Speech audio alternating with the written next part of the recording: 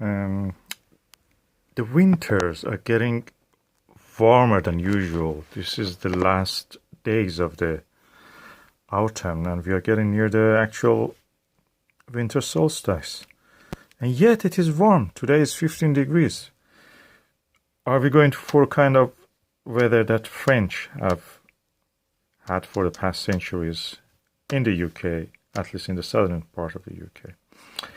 It seems so. So growing fruits more than any time else is now becoming more reasonable, logical, an option to go for it.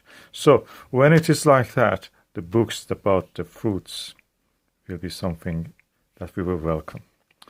This is the review of the Book of Pears, the definitive history and guide to over 500 varieties. It's by John Morgan and paintings by Elizabeth Dowell. It's by the Royal Horticultural Society in Britain.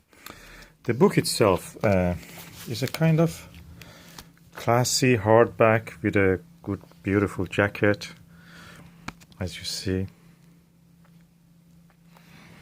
The price of it in the UK is not here. There is a Book of Apples, by the way, the new Book of Apples. But that's, you can get just the old one. It's the same. I've reviewed that other one. But okay, in the UK it has a steep price. It's £45. So in the United States probably is about $60 to $70. As you see, the cover has a dust jacket. And then it goes to the main part of the book. It opens beautifully, the Book of Pears, what a name, with some blossoms of the pears. Different varieties of the blossoms have different smell, different looks, and I have a visual guide about the apples blossoms. So this is a welcome addition to that by the blossoms of the pears.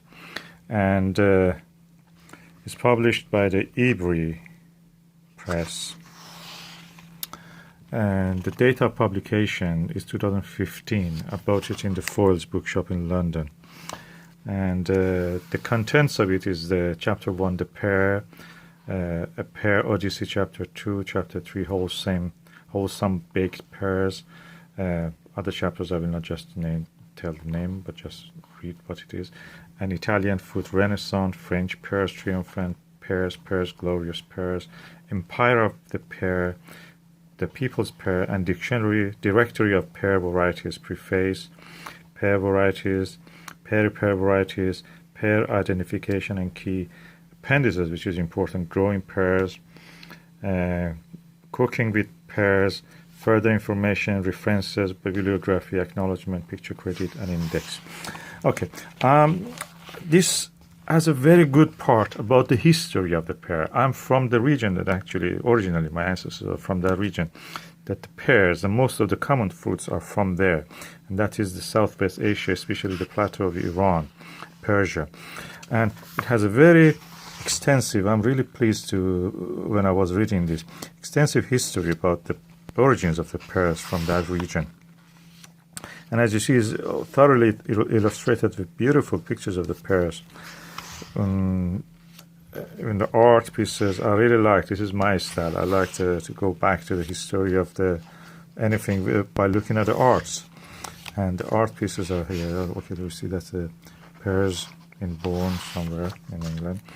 And I must say that the pears grow in that part of Persia, Iran, are wild. You know, they grow in wild, especially in the Caspian Sea region where my ancestors are originally from. The pears grow in wild in the woods, so they look something like this, or different colors, more green, olive color with russets on it.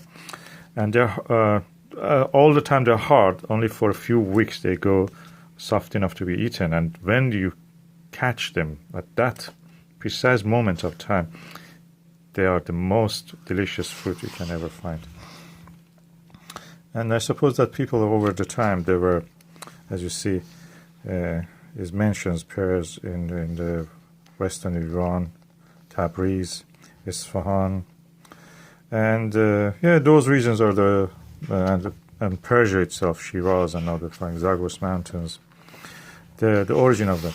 One of the in ancient form of the Persian language, it was called Amrut. Even now, in some regions, they call it yet Amrut.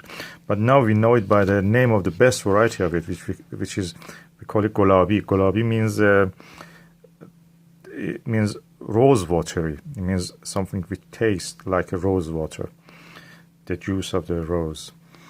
And the perfume, of course. Perfume is in reference to the perfume smell. And that's the name now we call it in everyday Persian, Golabi, rose watery. And so it shows the roots of the fruit. And most of the common fruits anyway are from that region. And the book is really good. As you see, it's written very in small letters. So it shows that it has a lot of material in it. It has a lot of essence and substance. And you can go through it and keep you busy for, I don't know, for many, many nights, just reading through this history of the pears, how they were developed, how they were introduced, how they were even contributed to building of empires. Different varieties of pears and apples and other things. All these art pieces are beautiful. And then we come to the part which is about the varieties of the pear, which is most of you maybe also like, because the book without such a index will be incomplete. So it just has all the shapes of the pears.